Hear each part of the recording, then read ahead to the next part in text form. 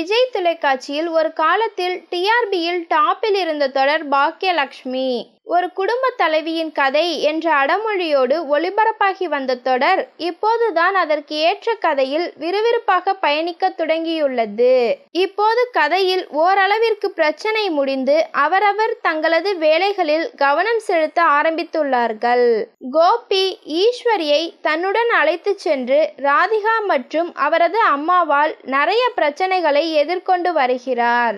எழில் தான் இயக்கப் போகும் அடுத்த படத்திற்கான வேலைகளை தொடங்கிவிட்டார். பாக்யா ரெஸ்டாரண்ட் பக்கத்தில் இப்போது மதுக்கடை வர இருப்பதால் விரைவில் அவர் பிரச்சனைகளை சந்திக்க இருக்கிறார். விறுவிறுப்பாக தொடர் ஒளிபரப்பாகி வர திடீரென தொடரில் இருந்து விலகி இருக்கிறார் விஷால்.